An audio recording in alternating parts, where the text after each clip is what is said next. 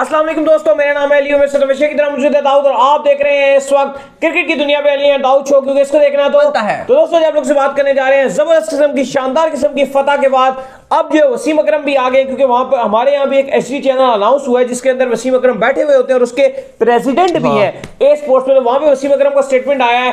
क्या कहा है वसीम अकरम ने इस मैच को लेकर करेंगे इसके ऊपर और बात करेंगे इसके बाद कि मुजीब जो इस वक्त इंडिया में मोस्ट सर्चिंग पर्सनालिटी बन चुके हैं, उनकी हेल्थ के ऊपर क्या अपडेट निकल कर सामने आ रही है, उनकी फिटनेस के ऊपर क्या अपडेट आ रही है, वो भी आप लोग के साथ शेयर करेंगे। तो अगर आप हमारे चैनल पर देर फर्स्ट हमारे चैनल को लाजमी सब्सक्राइब करें और साथ ही बेल आइकन को बजाना ना भूलिएगा। तो बात का आगाज करते हैं दोस्तों नंबर खबर को लेकर। देखो हमारे पास आ रही है दोस्तों, जो नंबर 1 खबर निकल कर सामने आ रही है वो खबर ये निकल कर सामने आ रही है कि वसीम अकरम ने भी कहा है कि मैंने तो पहले ही कह दिया था कि टीम इंडिया को इजी मत लो, देखो उन्होंने कैसे कमबैक किया। बिल्कुल, और उससे पहले आपको बता दें क्योंकि आज विराट कोहली अपना जन्मदिन मना रहे हैं, अपनी बर्थडे मना रहे हैं, तो अनुष्का शर्मा ने उनको विश भी किया है सोशल मीडिया में, जिस पर विराट कोहली ने रिप्लाई भी किया और उन्होंने कहा I love you, you are my strength and guiding force. बड़ा एक्साइटेड नजर आ रहे हैं विराट कोहली और आज खुश भी होना चाहिए क्योंकि भारत में दिवाली भी मनाई जा रही है और जिस तरह से फैंस को उन्होंने गिफ्ट दिया है तो बड़ी खुशियां मनाई जा रही हैं।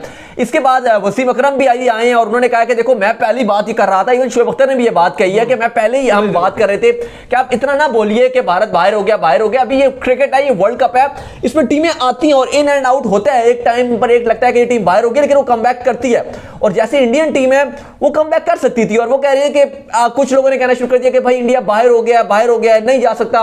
वो कह रहे हैं भाई आपको पहले देखना चाहिए कि ताकि आपके पास वापसी का रास्ता होना चाहिए, आप वहां तक जाइए कि वापसी का रास्ता हो। और वसीम अकरम ने ये बात अपने लिए भी कही और इवन उन्होंने कहा है कि मैंने ये इंडिया में भी अपने दोस्तों को कहा और जो मीडिया के लोग हैं उनको भी मैंने बोला है कि जब जीत भी जाए इंडिया तो भी इतना हवाई नहीं होनी चाहिए कि आप कहो कि हमारे पास वापसी का रास्ता होना चाहिए।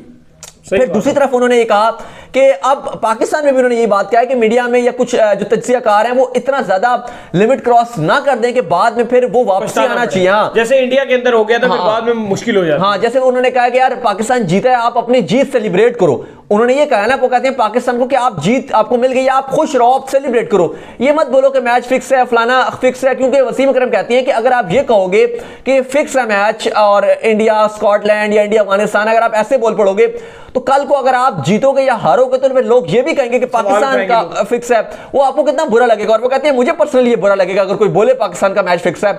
तो वो कहते हैं कि ये नेगेटिव चीजें खत्म कर देनी चाहिए। अगर किसी टीम ने जीत हासिल की आपको उसको अप्रिशिएट करो, आपने जीत मिली है, आपको जीत मिली है, आप उसको सेलिब्रेट करो। वो कहते हैं ये बात आपको माननी पड़ेगी कि अभी भी इंडिया ने क्वालिफाई नहीं किया लेकिन इंडिया ने वापसी जरूर की है। इंडिया 1.6 प्लस के नेट रन रेट से अपने ग्रुप में नेट रन रेट की बेस पर टॉप पर है। नंबर 2 पे नेट रन रेट है न्यूजीलैंड अफगानिस्तान का 1.4 प्लस उनका है और इसके बाद अगर आप अफगानिस्तान न्यूजीलैंड के पास जाओगे तो 1.2 प्लस समथिंग उनका नेट रन रेट है। पाकिस्तान का 1.0 कुछ प्लस नेट रन रेट है लेकिन पाकिस्तान उस सीन में है ही नहीं कि बात नेट रन रेट की जाए क्योंकि पाकिस्तान स्ट्रेट विन के साथ आ गया। तो वसीम अकरम ये बात कर रहे थे कि आप देखो अगर अच्छा करे टीम तो आप उसको अप्रिशिएट करो, बुरा करे तो आप उसको कहो कि गलत किया। इंडिया जिस तरह पाकिस्तान से हारा, न्यूजीलैंड से हारा तो उन्होंने बुरा किया और हमने भी बैठकर वो कहते हैं कि यहां पर क्रिटिसाइज किया और हम भी बैठकर खुला हमने जब बुरा किया तो हमने क्रिटिसाइज किया। हमने विराट के डिसीजन मेकिंग पे सवाल उठाया, हमने लगातार सवाल उठाया कि आप अश्विन को क्यों नहीं खिला रहे। और अभी भी अली मैं सवाल उठाऊंगा कि राहुल चहर को भी इंडिया को प्लेइंग 11 में खिलाना चाहिए था इंस्टेड ऑफ वरुण चक्रवर्ती। वरुण को आपने खिला दिया 2 मैचों में, उन्होंने कुछ नहीं किया, आज के मैच में भी कुछ भी नहीं किया।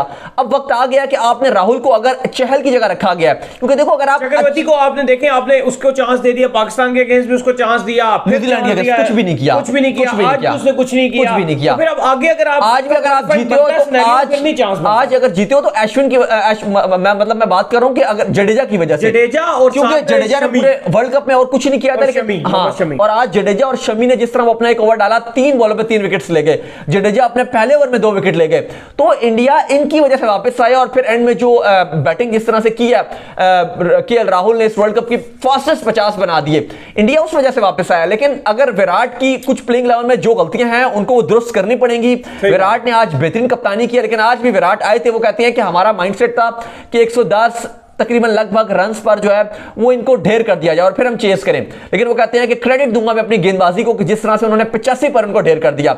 लेकिन मेरा ये मानना है कि विराट को जैसे देर आए ना दुरुस्त आए, देर आए दुरुस्त आए, ठीक है। अश्विन को हम बोलते रहे खिलाओ खिलाओ खिलाओ, बड़ा लंबा टाइम बोला हमने, ये बहुत लंबा टाइम बोला, वो ठीक किया। अगर न्यूजीलैंड के अगेंस्ट अश्विन को खिला लेते तो रिजल्ट डिफरेंट हो सकता। अब हम बात ये कर रहे हैं कि अगर इंडिया सेमीफाइनल में जाता है, ठीक है, सेमीफाइनल में जाता है तो इनको बोल्ड डिसीजन लेना पड़ेगा। राहुल चहर को प्लेइंग 11 में डालिए, वरुण चक्रवर्ती को बाहर कीजिए। नहीं हो रहा दुबई में बॉल उनको। हाँ, और ये बात याद रखिए, एक बात मैं आपको बता दूं कि इंडिया 3 स्पिनर के साथ ही जाए इंग्लैंड के साथ। अगर इनको ऐसे मिलती है इंग्लैंड की टीम सेमीफाइनल में तो वो इसी स्ट्रेटजी के साथ जाए। इस चीज को इंडिया को नहीं भूलना चाहिए, ठीक है। जो गलतियां की उन्होंने अगेंस्ट न्यूजीलैंड वो हो गई गलती, अब हो गई, अब गलती कर दी, अब कुछ नहीं हो सकता।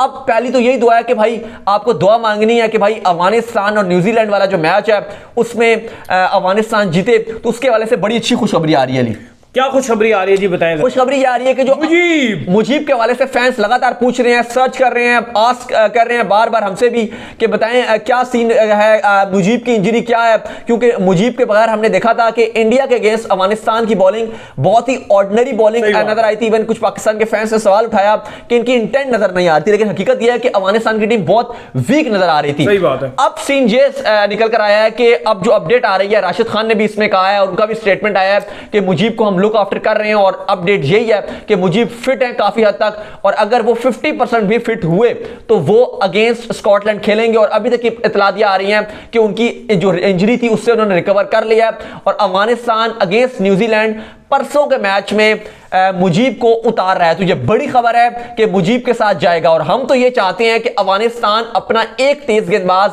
हामिद या नवीनुल हक में से किसी एक को बाहर बिठाइए, बाहर बिठाइए। बॉलर है वो, फारिग बॉलर है, दोनों को आप इनमें से आप एक को बाहर बिठाओ। इन्हीं दोनों को टारगेट किया जाएगा न्यूजीलैंड, इन्हीं दोनों को टारगेट, इन दोनों को टारगेट करेगा न्यूजीलैंड और आप इन दोनों में से किसी एक की जगह आप लेकर आइए कैस अहमद को। सही बात है। देखो, अगर आप नवीनुल हक और हामिद हसन इनमें से अगर आप अली एक बाहर को बाहर बिठाते हो ना, आपके पास ऑलरेडी गुलबदीन नाइब है। ये चलो जन्नत मिर्जा जो है, हाँ, वो भी थका हुआ बॉलर है। इनका आसिफ अली ने 4 छक्के उसको मारे थे और वैसे भी कोई इतना नजर नहीं आता। असगर अफगान जो रिटायर्ड हो चुके हैं इनके खिलाड़ी, उसका वो छोटा भाई है, सगा भाई है छोटा। तो अब इनको ये चाहिए कि चलो जो जन्नत मिर्जा, जन्नत करीम जो है वो इनकी बॉलिंग भी करते हैं, बैटिंग भी करते हैं। गुलबदीन नाइब भी हैं, वो भी बैटिंग बॉलिंग दोनों कर लेते हैं। आप बोल्ड डिसीजन लीजिए, मुजीब को प्लेइंग 11 में डालिए। आप बोल्ड डिसीजन लीजिए, कैस अहमद को डालिए, राशिद को चलें खेलेंगे, नबी भी होंगे। तो 4 स्पिन ऑप्शन अगर अफगानिस्तान अगेंस्ट न्यूजीलैंड उतारेगा, मुझे नहीं लगता कि न्यूजीलैंड का जो बैटिंग ऑर्डर है, चाहे आप डेरिल मिचेल की बात कर लो, केन विलियमसन की फॉर्म ऐसे ही है, नरम गरम ही है। बस एक दिन इंडिया के अगेंस्ट ही मारा है, उसके बाद 0 पर आउट हुए। आज भी कोई 27-28 ही मारे थे, कोई वाइटल रन उन्होंने नहीं बनाए। इसके अलावा अगर आप नीचे देखोगे तो जेमी नेशम को आज मैन ऑफ द मैच का अवार्ड मिला, लेकिन ओवरऑल को इतनी अच्छी फॉर्म में नजर नहीं आ रहे वो। सही बात है, एक आध मैच में था। और न्यूजीलैंड के पास जो एक उनकी कमजोरी है वो ये है कि वो 6 बॉलर के साथ जाते हैं, मतलब जेमी नेशम को मिला के 6 बॉलर, टोटल 5 बैट्समैन हैं। अगर आप शुरू में उनको टकराव देते हो और अगर मुजीब शुरू से विकेट निकालते हैं, पावर प्ले में अगर इनके 3 खिलाड़ी आउट करते हैं तो न्यूजीलैंड एकदम बिखर जाएगी। और अभी तक उनकी टेल आपको पता है ना, सऊदी या बोल्ट या सेटनर ठीक हल्की फुल्की बल्लेबाजी कर लेते हैं, लेकिन सऊदी मिलने कोई भी बैटिंग नहीं करता है। तो अगर इनकी 10 ओवर में अगर आप 5 खिलाड़ी आउट करते हो तो अगले 10 ओवर में ये कुछ भी नहीं कर सकते और एकदम से अफगानिस्तान इनके ऊपर इनको जो पकड़ सकता है। तो इस लिहाज से अच्छी खबर यह आ रही है कि मुजीब फिट है, कल उनका फिटनेस टेस्ट भी है और अभी तक जो इत्तलात आ रही हैं कि उन्होंने हल्का फुल्का जो है वो आज उनका रिपोर्ट आ गई और बेहतरीन रिपोर्ट आई है और उनकी अपनी इंजरी जो है वो इतनी खतरनाक नहीं है और वो कह रहे हैं कि मैं भी अपने आप को बेहतर महसूस कर रहा हूं। कल का एक और दिन उन्हें मिल जाएगा, आज की भी रात है, कल की भी रात है उनके पास। तो अच्छी खबर ये आ रही है कि अगेंस्ट न्यूजीलैंड जो इंडिया के अगेंस्ट भी नहीं खेले, उससे पहले भी नहीं खेले, तो इसका मतलब है तो फिटनेस की रवां दवा है। और अब अपडेट आ रही है कि उन्होंने क्या भी दिया ना, अफगानिस्तान ने क्या भी दिया कि हमारा ये मैच जो क्वार्टर फाइनल की शक्ल, तो उसके अंदर उन्होंने वो सब कुछ करना है क्योंकि उसके बाद उन्होंने अफगानिस्तान चला जाना है। क्योंकि सिर्फ ये बात नहीं है कि वो इंडिया के लिए खेल रहे हैं या इंडियन फैंस कह रहे हैं, बिल्कुल इंडियन फैंस कह रहे हैं जी इनको आईपीएल का कॉन्ट्रैक्ट दे दो, इनको गिफ्ट दे दो।